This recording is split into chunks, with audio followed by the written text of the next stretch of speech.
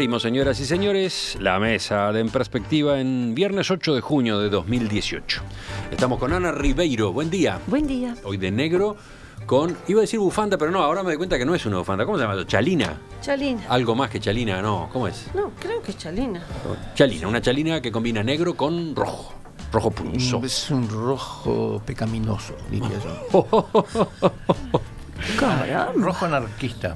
Bueno. Sí, yo hoy Rojo de y mañana negro. cuando me vestí dije, va, rojo y negro, voy de anarquista. Menos estridente es el rojo de Juan Grompone en su suéter. Buen día. Buen día. Sigo, ahora voy para el lado del azul, Gonzalo Pérez del Castillo. Muy buenos días. No te dejé para el final. No, muy bien. No, es que... Y queda el ruso. Y sí, ahora sí, Mauricio Rosenkopf, que también vino de azul, campera azul y Sí, camisa, pero jean como azul veo que- más claro. Pero cuidado. También con tiene el marca. toque de rojo Una en la campera marca. con Yo marca. te digo que falta Rosario, no vas a sacar. Sí. ¿Estás haciendo promoción a la marca de tu campera? ¿Tenés sponsor. sponsor? Sí. Sí, tenemos todos. Una larga lista de sponsors. Vamos al primero de nuestros temas. La bancada de senadores del Frente Amplio se propone aprobar este mes el proyecto que establece una interpretación de la Constitución que habilitaría el voto de los uruguayos residentes en el exterior.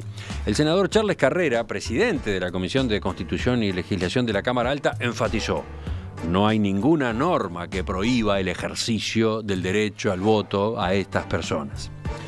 Hablando con La Diaria, Carrera recordó que en el exterior hay 500.000 uruguayos de todos los partidos que están reclamando ejercer ese derecho.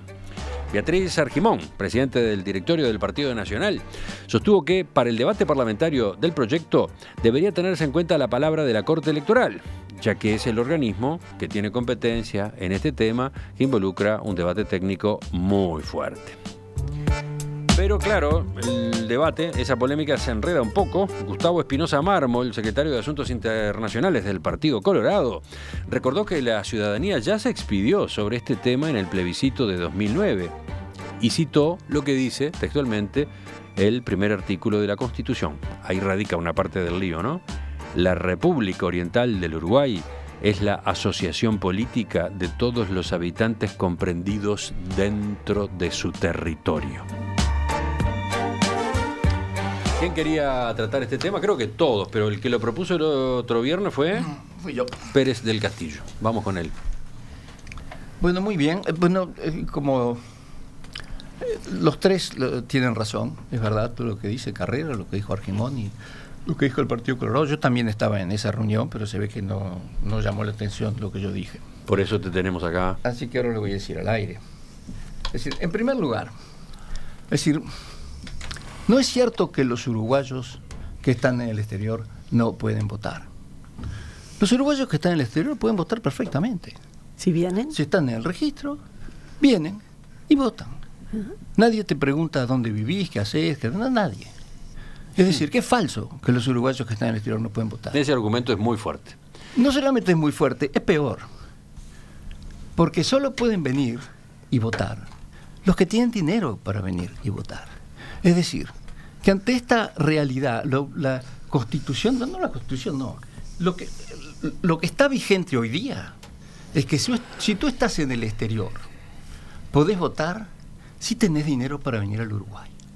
Y si no, no puedes votar. Es decir, lo que se reconoce ese día no es un derecho inalienable de cualquier ciudadano, sino el dinero de ese ciudadano. No, Y pero eso de es pronto, vergonzoso. Gonzalo, perdona que te interrumpa, pero ¿y si tenés tanto dinero Sí.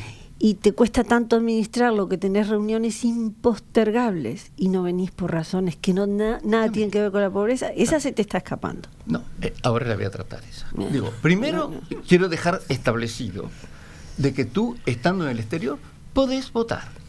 Entonces, todo lo que dice es la constitucionalistas y todo, el hecho es que hoy día sí podés votar. Lamentablemente tenés que tener dinero o tenés que tener algún arreglo de estos que se hacen, pero podés votar. Esa es la primera cosa que quería decir.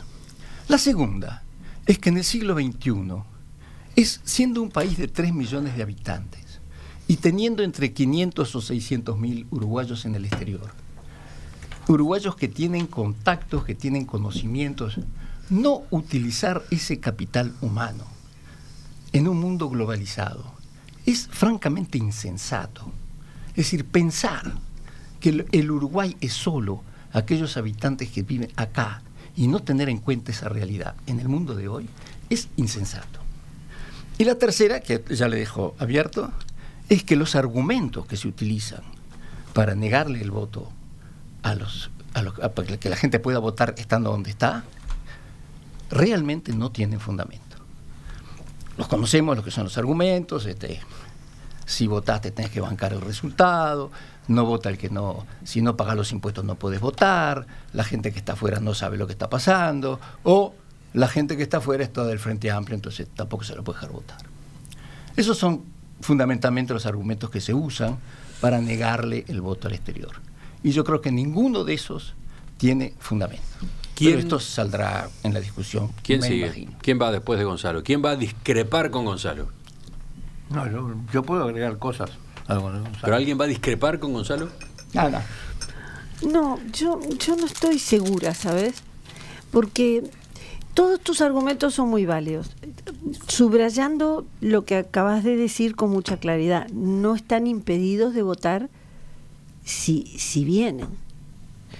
Con lo cual uno dice el voto prohibido no lo tienen, ¿no? Está bien, uno puede tener justo un examen, tener justo que defender un ascenso laboral, no tener el dinero suficiente. Las razones por las cuales no puedan venir son muchas. Quizás sería muy justo que pudieran salvarse esas dificultades y otorgárseles la posibilidad del voto. Lo que rechina es cómo empezó Emiliano esto hoy. La bancada del Frente Amplio, entonces vos decís, ya se convirtió en un mecanismo político. Y eso es lo preocupante. Sin duda.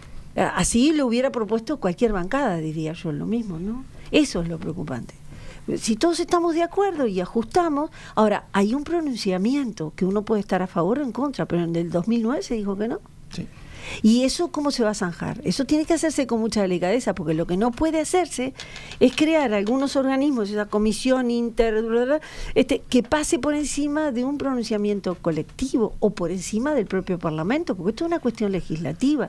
Empezar a toquetear la Constitución, todos sabemos los riesgos que conlleva. Entonces, lo que vaya a hacerse tiene que reflexionarse mucho, tiene que tratar de sustraerse a la medida con miras políticas inmediatas y cortoplacistas, tiene que dejar un consenso y un respaldo ciudadano a lo que se haga, que no nos hiera como colectividad, que además de ser un conjunto que se autoidentifica como unitario, es un factor primordial de esa unidad, un sistema político maduro del cual estamos muy orgullosos. Sería terrible lesionar eso. Entonces yo verdaderamente no sé si discrepo, tengo mis dudas, que son de tipo técnico sobre todo. No, es que lo que tú decís... no tengo una posición cerrada sobre eso, porque... Es que está muy bien lo que tú decís. Yo creo que primero, no podemos negar el hecho de que hubo un referéndum y que el referéndum votó que no. Entonces, eso es una cosa, es una cuestión política que hay que tomar en cuenta. Ese voto dice que era lo que se votó era si el voto epistolar. Sí.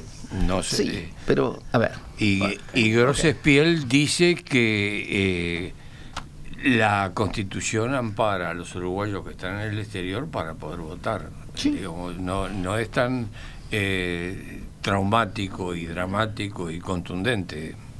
El alumno Juan levanta la mano. Lo digo así porque estaban mirándolo muy divertido, divertido viéndolo, porque levanta la mano como un alumno de escuela, ¿no? Desesperado por intervenir, así. Exactamente. Yo creo que soy el único de esta mesa que ejerce el voto en el exterior. Pero además creo que tengo un argumento. ¿Cómo que ejerces el voto en el exterior? Sí, señor. Yo soy ciudadano natural italiano y voto en las elecciones italianas. Ah, qué interesante que es el caso. Dale. De modo que puedo hablar con derecho del tema. Entonces. Es decir, esto está implementado en muchísimos países de América, en muchísimos países del mundo, de Europa. Y doy fe porque hace años que voto. Es cierto que en el caso italiano se votan por delegados de distintas regiones que están, por delegados de diputados, básicamente, que están en el exterior, es decir, que representan los intereses de los italianos en el exterior. De modo que es absolutamente legítimo lo que están representando. Exacto. Esa es una primera cosa. También se votan algunos tipos de plebiscitos generales. Es decir, eso es el tipo de voto. Pero por supuesto no elegimos el Poder Ejecutivo, porque ese Poder Ejecutivo se elige de otra manera en Italia. Bien. Creo que hay, sin embargo, un argumento, hay algo más poderoso que la Constitución en este mundo, que es la globalización y la tecnología. Supongamos por un momento que la Corte Electoral decida salir del siglo XIX o XVIII, donde tiene sus métodos electorales, y decida pasar al siglo XXI, y entonces implemente el voto electrónico. Es decir, el voto electrónico es una cosa que está requete resuelta. Yo también, como miembro de una sociedad internacional, voto electrónicamente todos los años en la Asociación Internacional de Ingenieros, y no hay ningún problema. Es decir, me llega la comunicación por correo de que puedo votar, me da el código con el cual tengo que hacerlo y listo, y lo voto y no hay ningún problema. ¿De acuerdo?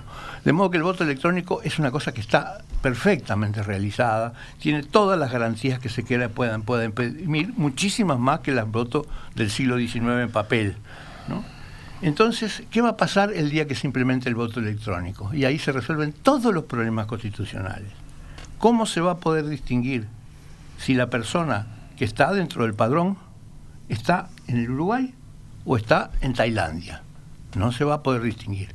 Es decir, no se va a poder... Sí, puede ser que todavía se pueda decir que se puede rastrear, pero también hay mecanismos para que no se puedan rastrear el voto. Así que simplemente la tecnología va a resolver el día que haya voto electrónico, que todos los ciudadanos en el mundo tienen derecho a votar, no va a ser independientemente del dinero, independientemente de trasladarse, independientemente de lo que dice la Constitución. Es decir, lo único que va a ser válido es, si estás en el padrón, si estás registrado, vas a poder votar. Y entonces se va a resolver además otras cosas tan absurdas como el voto interdepartamental, el hecho de tener que una persona que vive en Montevideo y es de Artigas tiene que trasladarse a Artigas y si no, no vota. Todo ese tipo de cosas del siglo XIX. Que tiene nuestra Constitución. Pero como hay algo más fuerte que la Constitución, que es la tecnología y la globalización, eso va a pasar sin ningún cambio, sin tocar ni una línea de la Constitución, se va a arreglar. Russo, ya dijiste algo, pero capaz que podés extenderte, capaz que tenías más argumentos. Habría que pensar un poco en quiénes son los que se fueron, los que están en el exterior, y si mantienen vínculos espirituales, emocionales, con el territorio de donde salieron. Y no hay la menor duda de que es así. Si uno piensa en los momentos de las dos grandes emigraciones, digamos, la económica primero, con aquella historia del barco que zarpó de Montevideo y desplegó una pancarta y lo hicieron retornar bajo el gobierno de Bordaberry, no sé si lo tienen presente, anunciando que iban a volver y que lo iban a sacar, que creo que eran trabajadores textiles que habían contratado desde Australia, una corriente muy importante, y después la enorme corriente de refugiados y exiliados que se produce durante más de una decena de años, que terminan afincándose en lugares donde insólitamente nunca tuvimos una presencia organizada como uruguayos, Suecia, Noruega, en España por supuesto, pero también Italia, digamos Estados Unidos, en todas partes del mundo. Isabel Allende, en una intervención que hizo la hija de Salvador, la novelista, en el Parlamento uruguayo, decía que Uruguay es el único país de América Latina que no reconoce, no tiene reconocido el derecho a voto de los uruguayos que están en el exterior. Y creo que hay una buena dosis en algunos, no en todos, porque de mezquindad, porque el argumento fundamental es que los uruguayos que están en la Argentina, bueno, y los uruguayos que están en el exterior, no, son todos frente amplistas, son todos de izquierda, claro, los expulsó la dictadura, tuvieron que refugiarse, tuvieron que irse, tuvieron que ir a trabajar en algún otro lado porque las fábricas cerraban acá. Entonces, claro, como tienen un pensamiento y en la urna se expresan por un sector que no era y no es el de los que lo rechazan, terminan cometiendo una injusticia que está por debajo de la altura que tienen esos propios partidos. digamos, vos ves los uruguayos en cualquier parte del mundo y lo primero que te dicen cuando llegas, te cantan a coro uruguayos campeones. El asado lo consiguen de donde sea, la comunicación con el país la tienen de donde sea. Y han creado además una estructura que hace que cualquier representante de Uruguay que vaya a cualquier parte del mundo sabe que tiene un mostrador, que tiene unas brasas que tiene los contactos para las gestiones que van a hacer. Yo pico un poco esta discusión apoyándome en mensajes de oyentes, que hay una cantidad, pero por ejemplo viene de Elena que dice: yo discrepo. Los uruguayos en el exterior quedaron estancados en el año en que se fueron. La mayoría idealiza el país como consecuencia de su nostalgia. Y aunque estén informados, no viven la realidad. Eso dice Elena. Yo tengo el argumento en contra. Sí, sí. El argumento en contra para mí es el siguiente. Cuando se implemente el voto electrónico que yo estaba hablando, uno tiene que inscribirse en el padrón, es decir, tiene que pertenecer al padrón. De modo que los uruguayos lo que tienen que hacer, los que estén en el extranjero, tienen que, al inscribirse en el padrón, están manifestando su contacto y su voluntad de participar. Es decir, y habrá otros que no lo harán, por ejemplo. Por ejemplo, los hijos, supongamos que los hijos de los uruguayos que nacieron en Suecia, pueden ocurrir que no se sientan uruguayos y no les interese formar parte de ese padrón. Creo que la decisión está en: quiero formar parte del padrón. No, yo creo que el problema radica en otra cosa. Y es, cuando tú accedes al voto, la ciudadanía no te mide el cerebro, ni te mide el estado psicológico. No. Y podés estar detenido en los 50 o en los 60 o en el año que sea, viviendo en 18 de julio y Ejido. O sea, no hay forma de medir eso. Esos argumentos que usa Elena, los usan para la gente en el exterior y no para la del interior. Es decir, yo te puedo dar los mismos ejemplos de gente que estando acá en el Uruguay no tiene ni idea de lo que está pasando en el país. Pero ahí aparece el otro argumento. Sí va a vivir las consecuencias de su voto. Eso sí.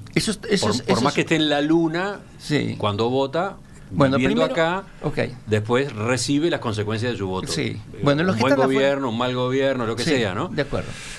Mirá, acá está este mensaje. Pero tengo respuesta para eso. ¿Tenés respuesta? Bueno, mirá el mensaje de Elizabeth. Dice: yo soy sueca. Vivo en Uruguay hace más de 30 años. Nunca utilicé mi derecho a votar en elecciones suecas desde el extranjero porque lo considero no ético. Como yo desde acá voy a votar por políticas las cuales no voy a disfrutar o sufrir, y sobre todo no voy a pagar por ellas.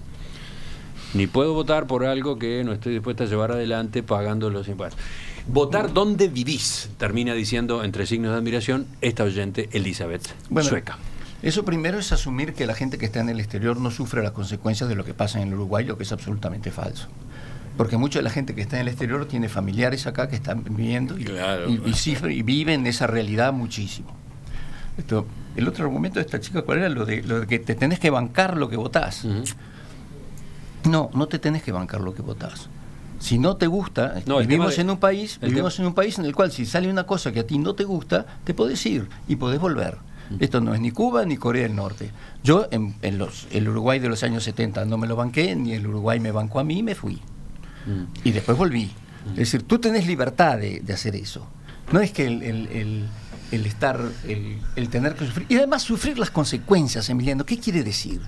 Si yo voto al Partido Independiente y gana el Frente Amplio, ¿yo me tengo que bancarle al Frente Amplio? ¿Por qué? No tengo por qué bancármelo. Yo venía viendo que todavía no habías mencionado. Ante esa eventualidad, ¿tienen el pasaporte al día? Siempre lo tengo. Claro que sí. No le pregunto a ellos. Que no me lo quiera bancar. No, vos vas a ser ministro.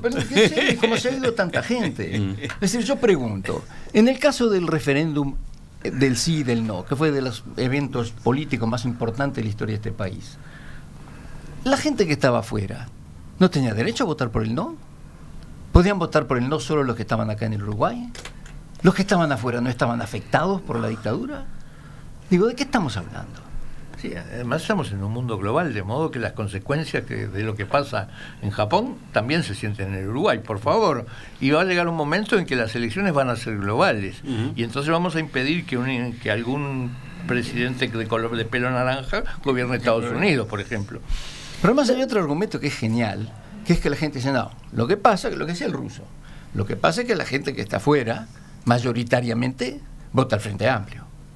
Así. Porque la que está acá en el Uruguay, ¿a quién vota? ¿Al Partido de la Gente? No, vota el Frente Amplio. Y los que están de afuera, también mayoritariamente. Es muy posible que mayoritariamente voten al Frente Amplio, porque son uruguayos, no son marcianos, son uruguayos. Entonces, si votan mayoritariamente al Frente Amplio, bueno, puede ser que sí, pero eso no les quita el derecho al voto. Sigo con los mensajes de de las cosas oyentes. más sensatas que has dicho en esta tertulia desde que se inauguró tu presencia. Alicia, ¿En qué me habré equivocado? Alicia acaba de volver después de pasar varios años viviendo en España y dice, aquel plebiscito tuvo el resultado que tuvo porque hay una suerte de envidia rencorosa hacia los que nos fuimos. Ahora que volví, la vivo desde mi retorno. Tú no opines, tú te fuiste, me dicen. Todos vivimos con medio corazón en Uruguay y además vine en cada elección a votar, dice esta oyente. Es verdad. Y aparte, yo quiero retomar algo que decía Juan, que es decir, sobre quién conoce la realidad o no. Yo creo que nosotros en el Uruguay tenemos la tendencia a ver el mundo desde el Uruguay, así como si el Uruguay fuera el ombligo del mundo. Entonces vemos esa realidad.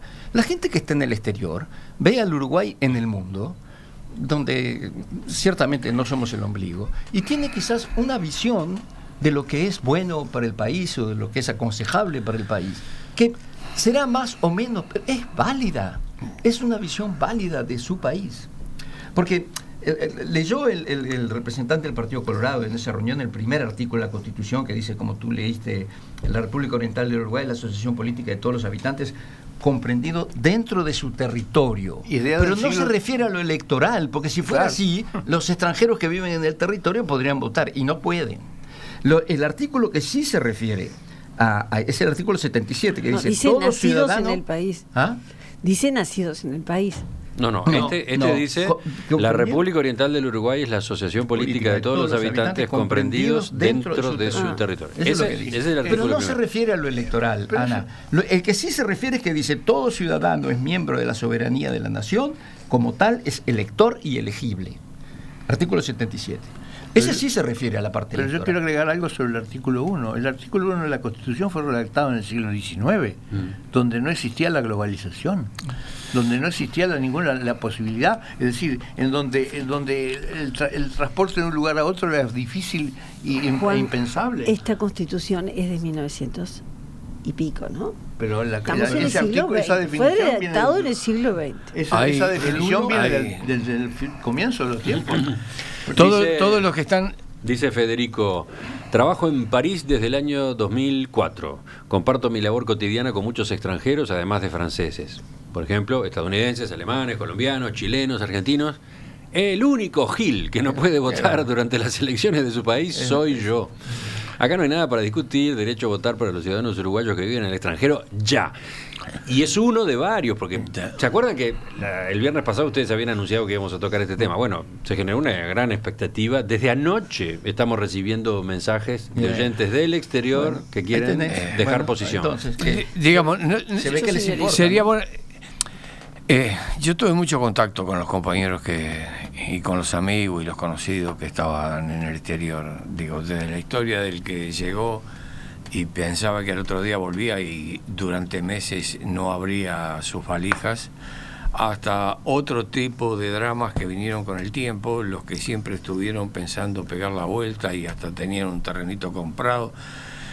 Y los hijos que fueron de pequeños a Suecia, por ejemplo, y crecieron allá en el momento que ya estaban en condiciones de pegar la vuelta porque se habían producido las elecciones y todo eso, entonces se encontraban con que tenían todo empaquetado, pero los hijos ya se habían ennoviado en otro territorio, entonces tendrían la educación, el sentimiento, y digamos, está lleno de frustraciones. Y además todos, de alguna manera, en el fondo del corazón, saben que el Uruguay es el único país en el mundo donde nadie les va a preguntar, che, ¿y vos qué estás haciendo por acá?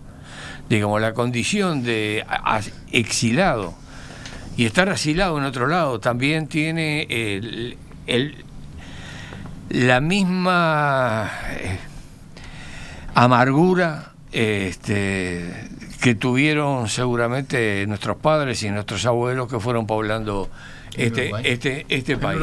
Entonces, no tener consideración con aquellos con los que fuimos a la escuela y que juntos y que por algún motivo anclaron en el exterior y no dejaron de seguir hinchando por la celeste y preocuparse por las cosas que pasan acá, y como decía Gonzalo, mandar dinero y apoyar a la gente que quedó y todo eso, y ese vínculo, y eso tirarlo por la ventana y decir que no tienen derecho, eso no son uruguayos, a partir de una anécdota de algo que le ha pasado, digamos. En última instancia, somos uruguayos, no somos suecos. Lo último. Yo lo